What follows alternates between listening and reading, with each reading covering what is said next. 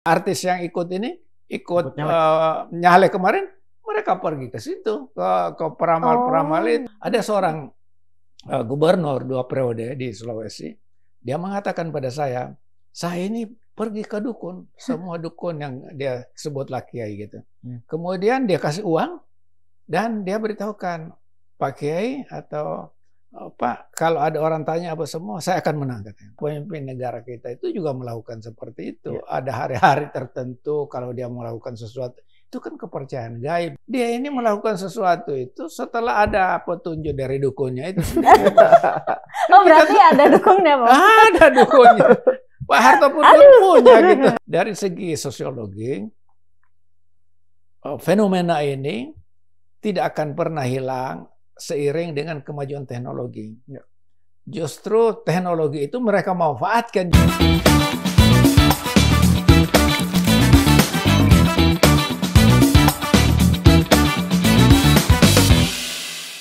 Halo Sobat Forum, balik lagi di podcast Bisik-Bisik Meja Bundar. Nah, kali ini kita akan ngebahas satu tema, yaitu temanya akan diberitahu oleh Pita. Silakan Pita. Jadi, dari sekian kita udah masuk ke era teknologi yang segitu canggihnya, ini kayaknya masih banyak dari kalangan artis lah, bahkan kita juga, atau bahkan malah para petinggi negara mungkin ya, yang masih percaya sama yang namanya ramal-meramal, terus juga perdukunan, pesugihan, dan segala macem. Nah, sehari ini kita mau tahu nih soal hal-hal ini, gimana sih pandangannya dari sisi sosiologi gitu. Hari ini udah datang di Bisik-Bisik Meja Bundar, ini Profesor Musni Umar, seorang sosiolog. Selamat datang. Selamat siang, Profesor. Ya, apa kabar, Prof? Baik aja, selalu sehat ya. Semangat ya. Alhamdulillah. Oke, sekarang kita gimana nih? Ada yang mau ditanyain apa nih soal Prof, ini nih? Sering kita lihat, kita suka sering scroll TikTok tuh, Prof. Ada banyak orang yang percaya sama namanya cek kodam, Prof. Ada di TikTok itu ramai banget. Itu Prof ngeliatnya seperti apa, Prof? Ya, jadi gini, masyarakat kita itu sebenarnya bukan saja sekarang ini, sejak manusia ada ini, orang percaya yang namanya hal-hal yang gaib. Ya. Hal-hal yang gaib itu ada yang diharapkan yang bisa menolong mereka. Nah, salah satu hal yang cukup menjadi persoalan dan sebenarnya diminati oleh masyarakat itu adalah orang-orang yang diyakini dapat menolong mereka, yaitu dari pedukunan, dari pesugihan, peramal, dan semua hal itu dipercaya oleh masyarakat. Mereka bisa menolong yang bersangkutan ketika mengalami kesulitan, tapi tidak juga dalam keadaan tidak sulit, tapi ingin menaikkan popularitas dia. Nah, popularitas dia, misalnya artis. Artis itu kan turun naik juga dia. Pada saat dia turun, dia harus mencari jalan bagaimana supaya ratingnya itu naik, supaya mendapatkan order lagi. Nah, salah satu yang banyak dilakukan itu datanglah kepada orang-orang yang dianggap peramal, bisa memberi jalan keluar, bisa membuat dia kembali naik lagi popularitasnya.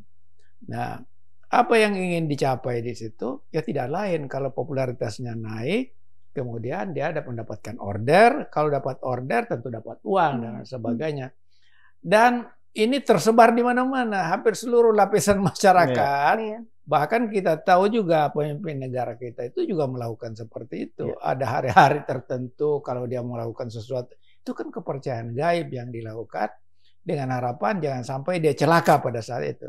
Tapi kalau para artis itu, orang-orang cari pekerjaan, bukan supaya jangan celaka, tetapi supaya dia semakin disukai orang, kemudian kalau ketemu orang, dia semakin disukai, dan kemudian mendapatkan order. Itu yang dilakukan oleh para artis kita.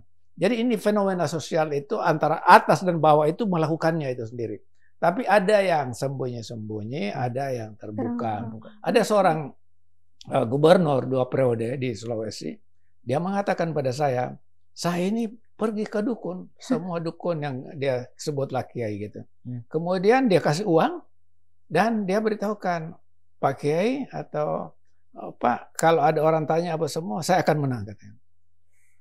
Hasil itu sendiri dukunnya sampaikan pada masyarakat yang ada di sampainya. Dia juga sampaikan, ini Bapak ini, Ustaz ini, Kiai ini, dia nggak sebut ini, itu saya akan menang. Akhirnya apa? Benar ya menang. Tetapi pada saat yang sama itu kemudian tumbuh kepercayaan dirinya, semangat dia. Jadi artis itu kalau dia pergi ke dukun, peramal itu, bukan dia tinggal diam, tetapi semakin tumbuh kepercayaan dia, semakin bersemangat dia untuk menaikkan rating dia, dan dia yakin itu akan berhasil. Kalau menurut saya, memang ini lebih banyak pada sugesti, memberi keyakinan, memberi kepercayaan orang.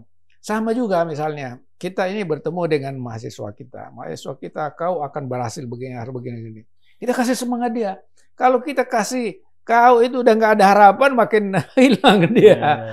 Sama juga ini artis, kalau dikasih semangat, kamu akan mendapatkan keuntungan, akan mendapatkan order, apa semua. Dia berusaha, dan akhirnya dia memperoleh itu. Tapi sebenarnya bukan dari dukun, tapi dari usaha dia, kemudian Tuhan menolong yang bersangkutan.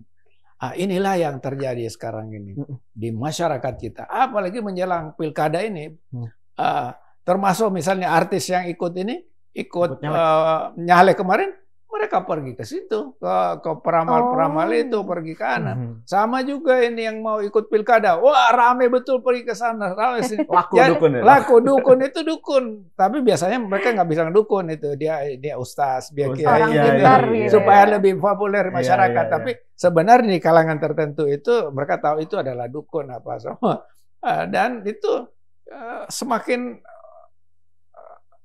ada momentum, ada event, makin senang itu dukunnya gitu, peramalnya. Dia dapat uang kan? Dapat uang, dia janji ini, kau ini begini, kau ini. Biasanya ada kasih minuman ya.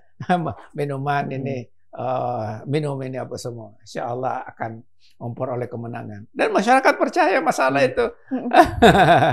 Walaupun tidak semuanya berhasil. Kan tergantung dari usaha orang. Jadi kalau dalam kehidupan ini sesungguhnya yang paling penting itu kita menumbuhkan kepercayaan diri. Kita mau itu, dan kemudian kita kerahkan seluruh potensi kita, insya Allah kita akan capai itu sendiri. Kalau kita tidak punya prinsip seperti itu, kita tidak akan menang. Dan dukun itu, peramal itu, pesugihan itu sendiri, itulah yang dia kasih sama orang itu. Dia nggak pernah, kamu itu sudah nggak ada harapan, kau pasti kalah. Dia akan kasih seperti itu. Dia akan, dia pasti kasih, kau ini begini. Akhirnya orang percaya. Sesuatu yang ini yang sudah menjadi fenomena sosial, terjadi di mana-mana, dan itu sebenarnya bukan hanya pada masyarakat Indonesia, juga masyarakat Barat masih percaya yang seperti itu gitu kan.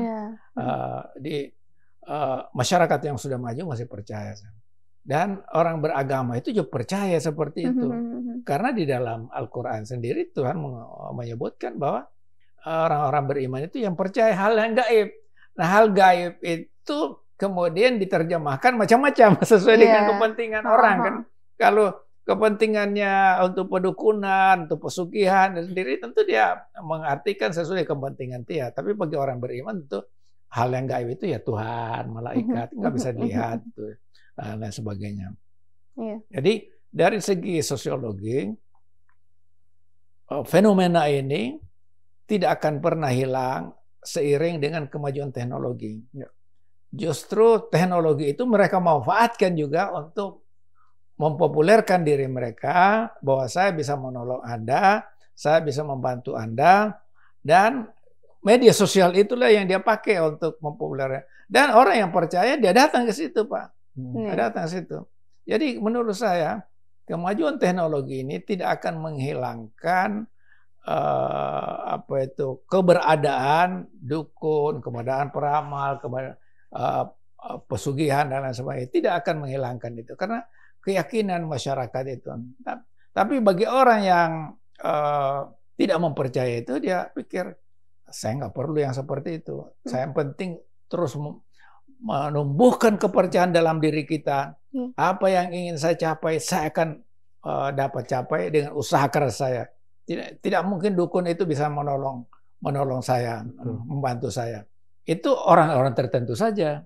Tapi masyarakat kita itu kan tidak semua seperti itu. Jadi masyarakat kita itu ada yang namanya upper class, high class itu kelas paling tinggi, orang-orang kaya, penguasa, pedagang, pengusaha besar. Ada middle class itu sendiri, kemudian lower class itu. Tingkatan-tingkatan masyarakat itu melakukan seperti itu, Pak. Memang pedagang besar dia nggak melakukan itu. Dia melakukan juga, tapi tentu dengan cara-cara yang ini. Dia datang ke gimana itu ramalannya, gimana keadaan saya. Dia datang ke situ, tapi menurut saya lebih banyak pada bagaimana menumbuhkan keyakinan, kepercayaan orang. Karena yang bisa merubah orang itu adalah adanya upaya keras, keyakinan bahwa apa yang ingin dicapai, dia akan capai itu sendiri. Dengan tekad dan semangat, tentu dengan kerja keras ya. Nah, begitu. Kalau kayak gini sendiri bisa, tadi Prof bilang akan berjalan terus ya seiring teknologi berkembang sepesat apapun gitu. Tapi emang beneran nggak bisa dihilangin gitu, Prof? Ya gini ya, itu hal-hal seperti sulit dihilangin. Kenapa? Karena itu udah jadi bisnis juga. Kalau udah jadi bisnis, gimana dia menghilangkan, dia hidup dari situ kan, Pak? Ada orang yang membutuhkan, ada orang yang menyediakan ini apa yang dibutuhkan masyarakat. Jadi simbiosis mutualistis itu jadi ini nggak mungkin hilang kecuali itu tidak ada lagi masyarakat yang percaya. Nah, bagaimana masyarakat itu semakin kurang percaya kalau semakin banyak dakwah yang melarang untuk itu. Tapi sekali lagi masyarakat yang mengalami kesulitan itu dia menumpukan kepada siapa gitu. Kalau dia Tuhan itu kan gaib, tapi ini nyata, ini manusia. Apalagi dia memberi keyakinan, suruh minum itu ada sesajen dikasih pada dia. Dia percaya ya seperti ini. Iya. Jadi dan di masyarakat kita itu kan ada warisan dari kepercayaan masa lalu ya. Masa lalu itu kan sesajen apa semua. Itu tetap ada, tetap tumbuh dan berkembang. Jadi menurut saya ke depan itu nggak akan pernah hilang yang seperti itu. Jadi sekali lagi ini udah menjadi bisnis dan bisnis itu yang menghasilkan uang. Tetapi orang yang memerlukan juga mendapatkan pencerahan, penyadaran dan semangat yang lebih penting itu. Ya. Biasanya kalau seorang tokoh besar itu ini semua anak buah itu kan dia bilang Bapak hebat. Tapi dia tidak begitu yakin. Kenapa tidak yakin? Namanya juga anak buah kan memuji terus. Tapi kalau orang yang punya ilmu yang tinggi, ada yang namanya kasyaf itu, semua yang gaib itu terbuka pada dia. Dia percaya itu. Apakah pada akhirnya benar yang dikatakan? Tetapi dia mampu meyakinkan orang-orang itu sendiri. Dan kemudian dari mulut ke mulut itu. Kemudian dipercaya orang itu. Coba pergi pada saat-saat menjelang pilkada. Pak, dukun-dukun itu laku sekali, Pak. Laku sekali. Jadi sekarang ini banyak yang udah mulai itu ya, artis nanti setelah pilkada ini sendiri, itu kan ordernya kurang ya, turun itu. Itu akan datang lagi ke ini, bagaimana caranya saya minta petunjuk apa, minta doa, minta apa gitu, akan datang lagi gitu ya. Nah, kalau sekarang ada artis yang belum mendapatkan order itu, dia akan datang juga pada ini. Bagaimana ini sisa pilkada yang tinggal tidak sampai 2 bulan lagi ini, saya masih bisa mendapatkan order untuk tampil, menghibur masyarakat. Jadi ini barangkali setiap ada momentum itu akan banyak orang yang datang kepada pesugihan itu. Tapi motifnya itu ekonomi, Pak. Nah, supaya kita tahu semuanya. Semua motifnya itu ekonomi. Orang yang miskin ingin supaya mendapatkan pekerjaan, dapatkan order. Orang miskin juga ada yang ini, Pak. Datang karena dia ada harapan gitu, ada harapan kan ini kan ingin mendapatkan kehidupan yang lebih baik. Orang yang udah mapan supaya jangan sampai dia miskin kan, Pak. Artis yang sudah mapan supaya tetap berada di tingkat yang lebih hebat itu sendiri. pada tataran yang populer. Jadi ini sekali lagi adalah kehidupan nyata di dalam masyarakat itu yang sulit sekali menurut saya untuk dihilangkan. Karena itu sudah terjadi juga sejak para nabi terdahulu itu. Misalnya Nabi Yusuf kan dia bermimpi bahwa saya bermimpi bulan dan matahari tunduk, ada 11, ada bintang, ada bulan tunduk pada saya katanya. Dia bilang sama bapaknya, tapi jangan kau ngomong. Maksudnya itu nanti diketahui oleh saudara-saudaranya, kemudian membenci pada dia. Dan kemudian menjadi kenyataan. Tapi itu mimpi seorang nabi itu adalah mimpi yang benar. Tapi orang-orang sekarang ini bisa juga melakukan yang seperti itu. Dengan keyakinan demi keyakinan. Dan mampu meyakinkan masyarakat. Tapi kan dari sekarang juga banyak yang kayak ya mereka udah datang ke pesugihan, ke dukun apa segala macam, tapi akhirnya ya mereka jatuhnya ditipu juga gitu karena banyak yang udah ketahuan juga ini bodong, ini bohong-bohongan gitu. Tapi mereka masih aja mau untuk mencari yang kayak gitu tuh, Prof. Iya begini, ini kan orang berusaha ingin merubah nasib ya. Kalau merubah nasib dia datang kepada siapa? Kalau orang beragama itu dia akan menyerahkan, berdoa pada Tuhan. Mudah-mudahan Tuhan akan memberikan petunjuk pada dia, memberikan jalan keluar, semangat dan sebagainya. Tapi kan tidak semua masyarakat seperti itu. Ya.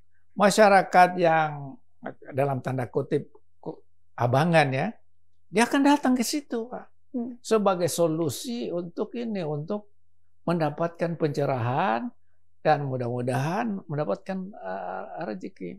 Jadi dan satu hal yang ini juga memang ada kenyataan di masyarakat kita itu. Masyarakat itu mau aja ditipu gitu. Bahkan senang ditipu. Itu dia. Jadi heran betul ini. Sudah ketipu begitu. Sudah dibohongi. Masih percaya.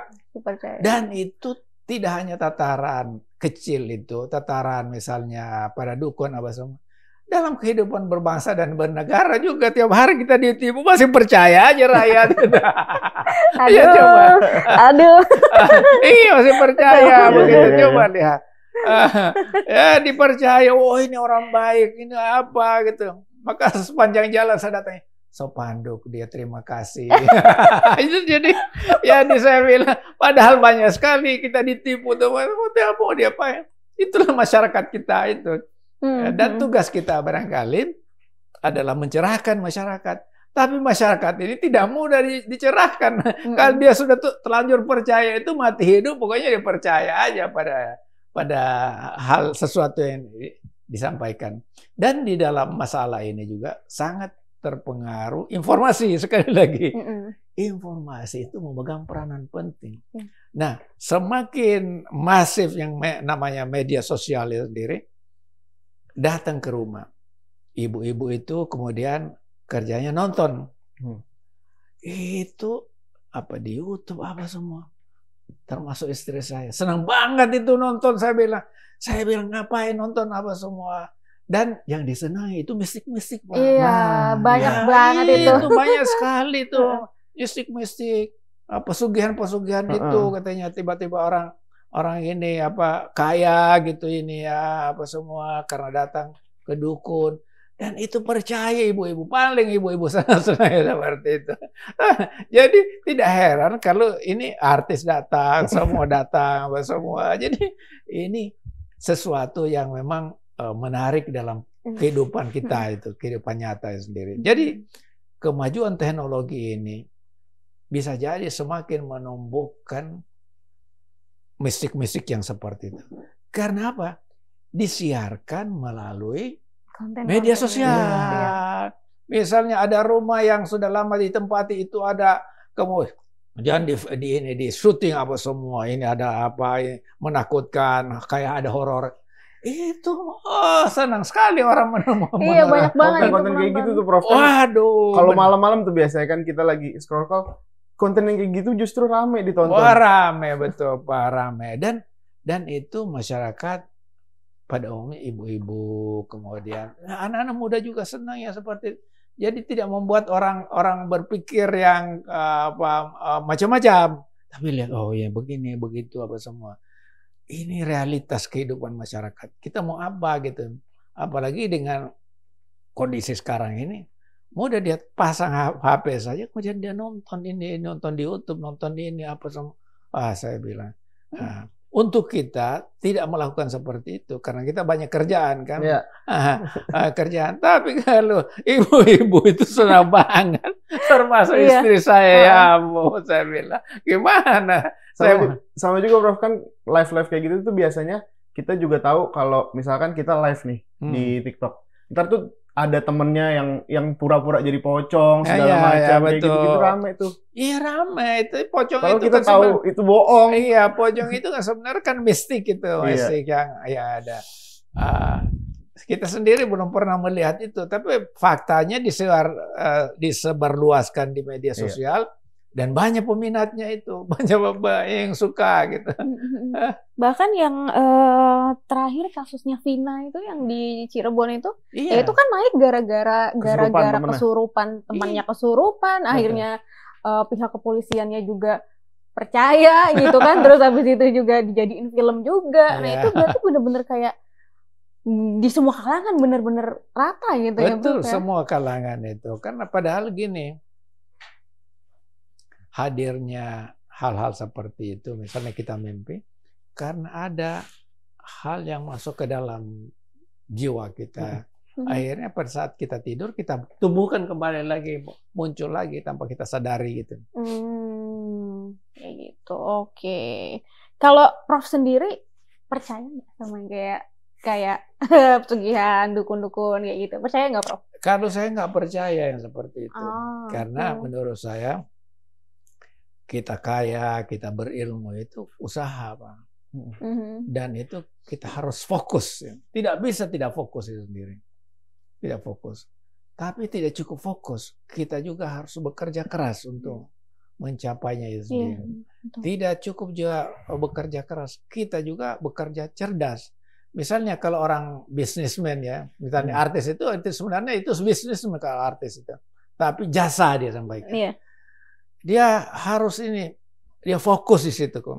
Kemudian selain fokus itu sendiri, dia harus setiap ada kesempatan itu berarti peluang. Kalau nggak ada peluang, dia ciptakan peluang itu sendiri. Ya, maka dalam rangka mendapatkan inspirasi, dia pergi ke dukun. Ke dukun itu untuk mendapatkan, ada inspirasi baru gitu ya. Mudah-mudahan ada inspirasi baru. Kalau dia tidak menemukan peluang-peluang. Maksudnya inspirasi pas datang ke dukun itu apa, Prof? Ya, misalnya dukun itu mengatakan Anda akan berhasil kalau ini yang melakukannya. Itu kan sebenarnya inspirasi dari dukun, dan setelah itu kemudian berpikir, oh iya saya harus melakukan ini. Tapi bukan karena dia pergi ke dukun dia bisa begitu. Sama juga mahasiswa, dia jadi pintar selesai pendidikannya. Bukan karena dia ini dikasih, misalnya dosen dia ini kasih apa, tetapi karena dia kasih semangat dan harus melakukan ini, melakukan itu. Jadi mirip dukun itu, peramal itu mirip dosen juga. Mirip dosen. Kadang-kadang jawaban dukun juga itu aja, semua orang sama. Mendingan jadi dosen kalau begitu ya. Dan dukun ini juga mengikuti perkembangan sosial politik. Dia mengikuti, dia nonton, dia apa. Kalau dia didatangi orang pintar, artis misalnya, sesuatu yang dia sampaikan tidak menarik, dia nggak akan ini lagi, nggak akan didatangi lagi. Jadi karena dia bisnis juga itu, dia harus belajar juga. Belajar, dia harus menyajikan sesuatu yang meyakinkan orang. Jadi sekali lagi, jadi semua kejadian yang kita lakukan ini adalah bagaimana kita meyakinkan orang, dan orang itu percaya, kemudian kepercayaan itu dia akhirnya kembangkan, dia laksanakan, dia wujudkan, dia implementasikan dengan kerja yang sungguh-sungguh. Kerja yang sungguh-sungguh. Dan kerja yang sungguh-sungguh itu kerja yang cerdas, melihat peluang-peluang, itulah yang membawa dia akan berkembang. Bukan dari dukunnya itu membuat dia maju. Gitu. Tapi dukun itu ya semacam profesor, semacam dosen, semacam ya setiap orang bisa melakukan seperti itu. Tetapi yang dipercaya orang kan tidak semua. Ini masalahnya, Pak. Yang dipercaya itu peramal dukun. Karena dari mulut ke mulut sudah disampaikan. Apalagi kalau dia sudah punya YouTube ya. Dia sebarluaskan di YouTube. Begini-begini apa semua gitu. Akhirnya orang percaya. Walaupun itu sesungguhnya itu bohong aja. Kalau Prof sendiri lihat sekarang ini kita dikuasai oleh orang yang datang ke dukun apa enggak? Maksudnya di dunia pemerintahan gitu, Prof sekarang? Ya, kan kalau kita lihat dari atas saja, dari yang berkuasa itu, ya dia ini melakukan sesuatu itu setelah ada petunjuk dari dukunnya itu. Berarti ada dukunnya, Prof? Ada dukunnya. Pak Harto pun punya gitu, apalagi ada hari-hari tertentu, tertentu itu kan karena dari dukun, bukan dari dia sendiri, dari dia sendiri. Jadi ini realitas, Pak, realitas Dimas. Jadi kalau kayak begitu yang punya kekuasaan aja melakukan, apalagi rakyat jelata, Pak, rakyat jelata, ya nggak ada apa-apanya gitu, nggak ada apa-apanya. Padahal kalau yang punya kekuasaan kan dikawal polisi, tentara, berarti nggak cukup ya. Berarti nggak cukup. Nggak cukup. Kembali lagi untuk memberi ketenangan dalam diri. Ini kan ketenangan. Bukan hanya ketenangan, kepercayaan. Ada kepercayaan itu.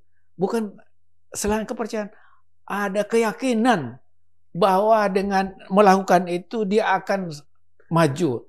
Dia akan langgeng kekuasaannya. Dia tidak akan dilengsarkan di tengah jalan. Itulah semuanya nasihatnya. Kenapa ini terjadi?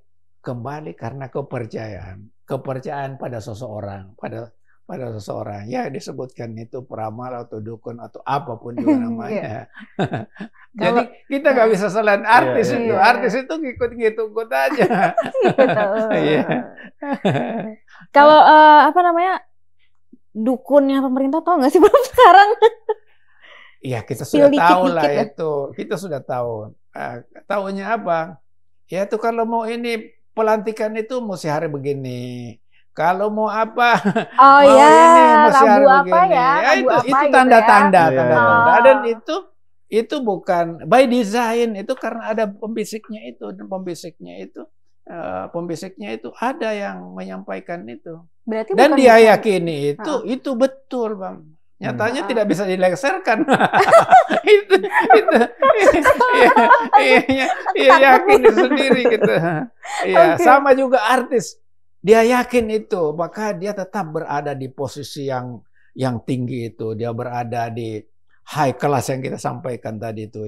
Dia high class, kemudian apalagi kalau seorang artis ini kemudian dapat suami yang kaya raya gitu, makin dia percaya ini betul pada dukunnya itu sendiri. Dan itu dia akan rawat dukunnya itu. Jadi dukunnya pun jadi kaya juga. Kaya juga ya, betul. Maka ada ini yang cantik itu pakai susuk juga. Susuk itu apa? Untuk menambah keyakinan orang. Jadi walaupun dia perindah dirinya masih belum yakin, dia pakai susuk, pakai apa gitu ini ya. Untuk membuat orang, wah. Padahal sebenarnya orang itu ya dalam keadaannya dia seolah-olah dihipnotis. Hipnotis itu percaya diri dia. Jadi kembali lagi, fenomena sosial yang kita saksikan di masyarakat Indonesia ya seperti itu, Bang. Tapi apakah semua orang percaya? Saya tidak percaya yang seperti itu bisa merubah orang itu tidak dilengsarkan dari kekuasaannya karena dukun itu. Karena dikawal oleh kekuatan, keyakinan yang luar biasa. Sama juga kita bisa merubah Indonesia lebih maju, itu lebih banyak kita tumbuhkan keyakinan pada masyarakat, kesadaran, ada pencerahan, kalau kita bekerja keras, bersama-sama, bersatu, kita akan maju gitu. Tapi kan tidak semua orang seperti itu. Orang bilang ini nggak benar, ini sebentar lagi jatuh apa semua, akhirnya terombang-ambing, masyarakat pun ikut. Ini dalam kehidupan demokrasi kita seperti itu, Bang.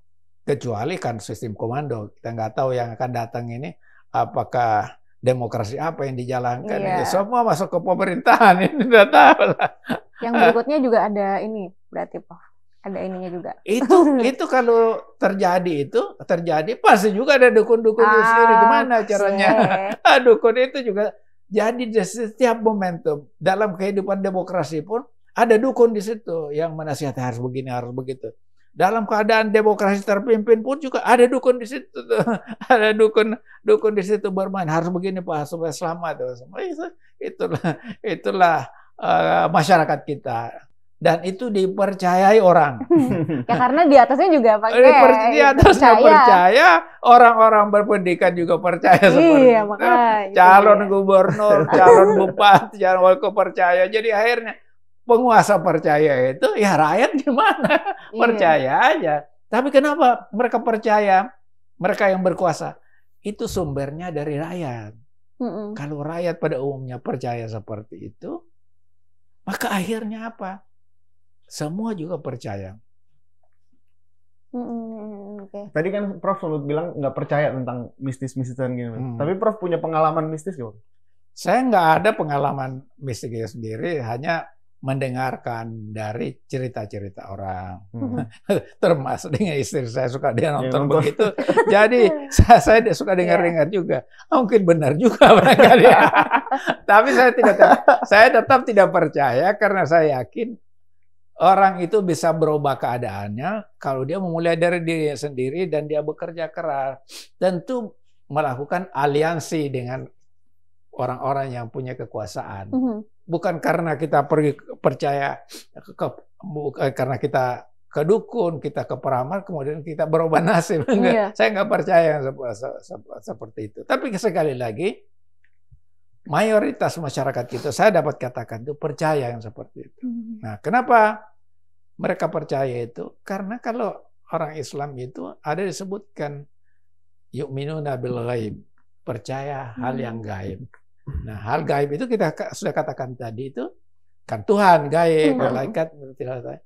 Tapi itu kan untuk meramal masa depan kita itu, dia ini orang hebat Pak, dia bisa melihat menerawang ke depan itu sendiri. Jadi masyarakat percaya seperti itu. Jadi bagaimana nasib saya ini? Bapak ini akan kaya, akan begini, akan begitu. Dia percaya. Kemudian, oh ya kalau begitu saya harus bersungguh-sungguh untuk mencapainya gitu. Kalau orang sekeliling Prof sendiri ada yang pernah kayak ngerasain dikerjain orang dari gaib atau disantet atau apa? Nggak ada saya. Tapi itu saya diajarkan kalau saya pergi ke daerah, jangan pernah tidak baca kalau mau tidur itu ayat-ayat yang pendek itu, ayat kursi itu, baca Qul huwallahu ahad, Qul a'udzu binnas, Qul a'udzu birabbil falaq. Itu untuk membentengi diri. Jadi itu orang tua saya ajarkan seperti itu.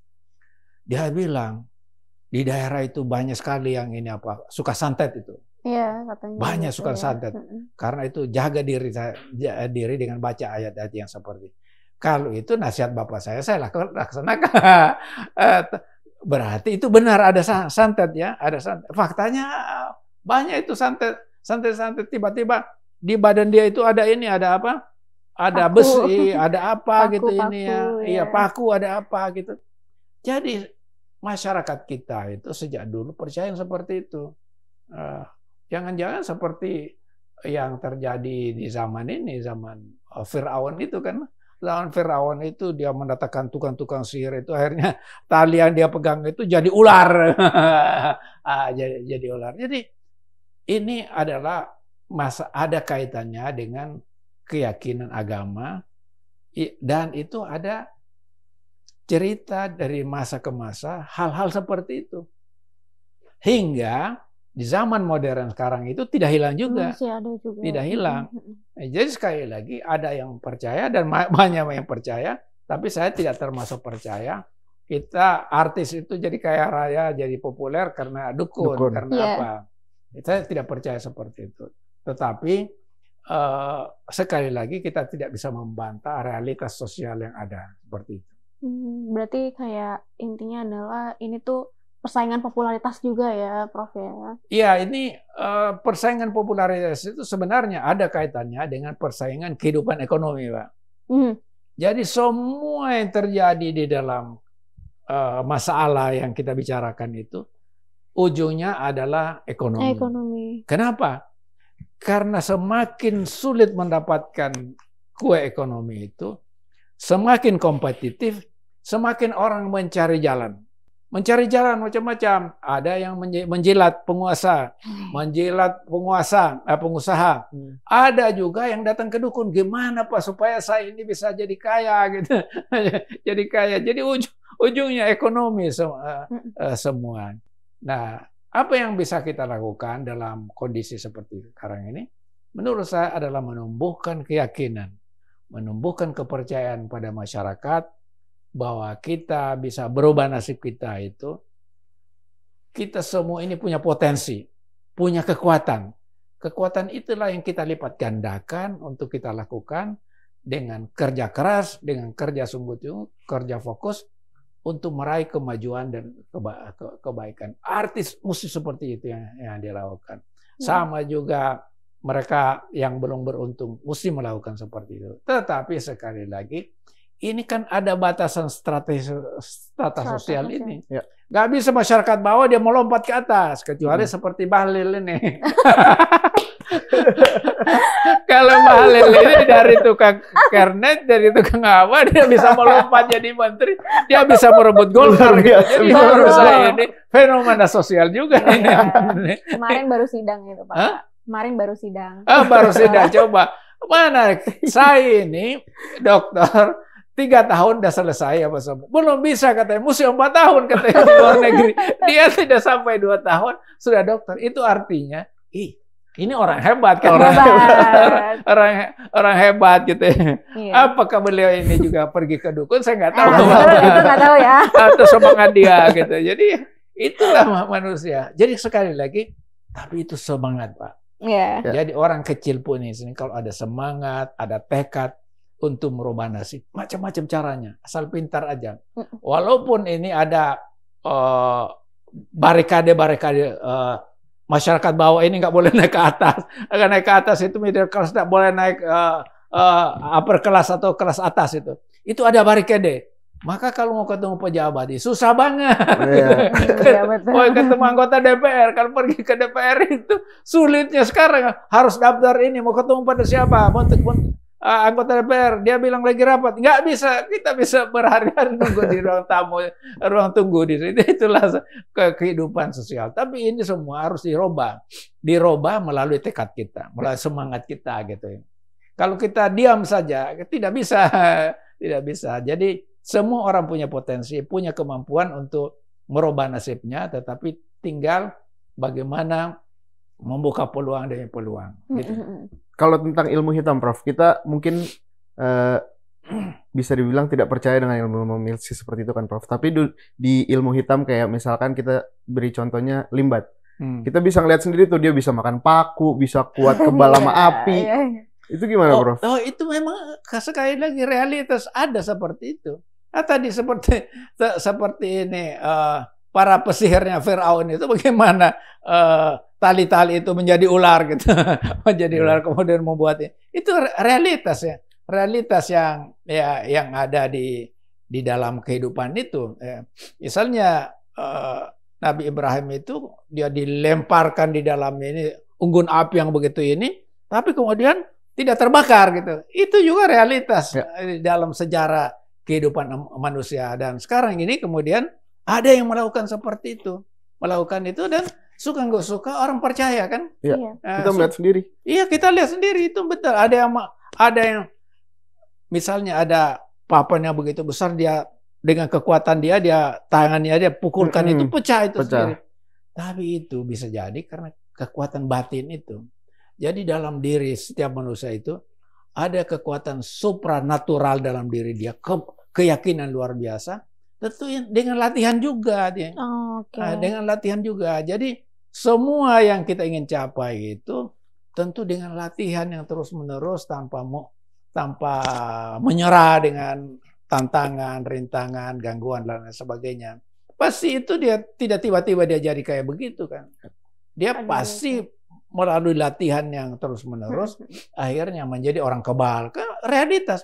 Yang melawan penjajah ini kan banyak orang-orang kebal itu, banyak orang-orang yang yang kayak Himban gitu ya. Yang tidak ditembus dengan peluru. Itu faktanya ada banyak seperti itu. Oke. Kalau mungkin ini terakhir nih ya, Prof ya. Kedudukan dari mistis ini sendiri di dunia sosiologi itu seperti apa, Prof? Ya, kedudukannya itu merupakan realitas sosial yang ada di masyarakat kita yang sekali lagi akan tetap eksis seiring dengan perjalanan waktu di mana berlaku hukum bisnis itu sendiri. Hukum bisnis ini sudah menjadi ladang bisnis mereka yang melakukannya, dan tentu saja akan terus berlanjut keadaan ini. Tapi yang penting kita lakukan adalah penyadaran pada masyarakat. Penyadaran pada masyarakat bahwa orang itu akan berubah nasibnya, sekali lagi yang berulang saya katakan itu, dengan dari diri dia. Tentu ditolong teman-teman. Maka kita membangun jaringan sosial itu, jaringan komunikasi itu, karena kita tidak bisa menolong diri kita selamanya. Pasti ada orang-orang tertentu yang menolong yang bersangkutan. Itu kita harus percaya gitu. Kalau terakhir banget nih Bro, satu lagi. Salah nggak kita kalau misalnya percaya sama mistis-mistis kayak gini, Bro? Jadi gini, kalau menurut saya, kalau percaya bahwa nasib kita itu bisa berubah karena para peramal dukun itu, saya kira nggak sepantasnya kita percaya seperti itu. Tapi kita kalau ketemu yang bersangkutan di dalam rangka konsultasi saja. Seperti halnya kita komunikasi dengan Mas ini, dengan Mbak ini, kita bicara apa semua. Dari pertemuan itu kemudian kita mendapatkan ilham, inspirasi untuk membangun satu kehidupan yang lebih baik. Dan saya kira itulah sesungguhnya yang bisa membuat masyarakat maju, Kak.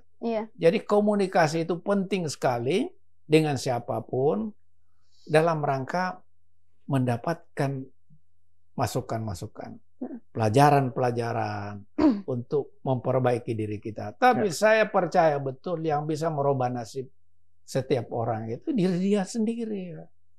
Tentu dengan pertolongan Tuhan ya, pertolongan Tuhan. Bukan siapa-siapa gitu, bukan siapa-siapa. Kalau kita percaya itu, maka itulah sesungguhnya bisa membawa kita maju gitu. Maju. Kalau kita percaya sama dukun, terus akhirnya dukun itu kemudian ini dianggap pembohong, kita kemudian akhirnya kita bisa frustrasi. Wah, kita ditipu selama ini. Betul. Jadi itu semua orang boleh kita katakan itu dukun, tapi dukun yang mencerahkan kita, menyadarkan pada kita semua ini. Kalau menurut saya sih semua bisa jadi dukun itu. Dukun itu yang membuat kita optimis, ada harapan yang tinggi untuk memperbaiki. Jadi kalau artis itu pergi ke dukun dalam rangka mendapatkan ilham, mendapatkan inspirasi bagaimana dia tetap eksis di tengah-tengah persaingan yang ketat. Saya kira ini wajar aja orang melakukan seperti itu. Jadi saya tidak melarang kalau ketemu si dukun ini, kiai ini, ulama itu, enggak ada, bagus, biasa aja. Tapi yang percaya, jangan karena kita ketemu dialah yang membuat kita kaya, dialah yang membuat kita sejahtera. Enggak, saya nggak percaya itu. Oh ya Prof, tadi kan si Pak Bang Limbat ini kan kebal badannya, kena tusuk apa segala macam. Kalau kebal hukum itu masuknya apa ya, Prof? Ya, kebal hukum itu sendiri kan ada kaitannya dengan ini, dengan apa? Tadi latihan itu sendiri.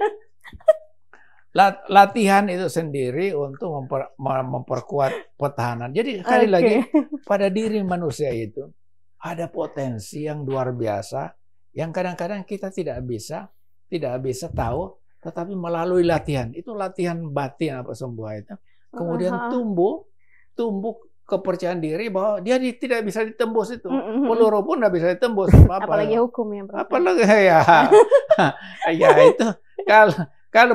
itu kalau dalam kekuasaannya sendiri, ya kekuasaanlah yang membuat dia kebal hukum.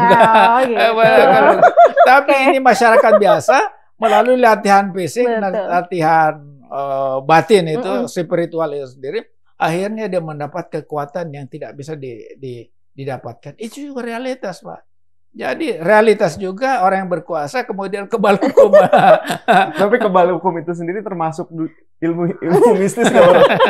Itu ilmu kehidupan. Ilmu kehidupan. Ilmu kehidupan nyata. Oke, Prof. Terima kasih banyak udah ngobrol-ngobrol sama kita. Silakan kita. Hari ini seru banget ya ngobrol-ngobrolin yang mistis-mistis, yang kebal-kebal, pesugihan-pesugihan, juga kebal-kebal hukum gitu ya, Sobat Forum. Jangan lupa Sobat Forum untuk terus nonton Bisik-Bisik Meja Bundar dengan narasumber-narasumber asik kita lainnya. Terima kasih Prof. Musni Umar. Sampai jumpa di episode berikutnya. Bye. Terima kasih, Prof. Iya. Terima kasih.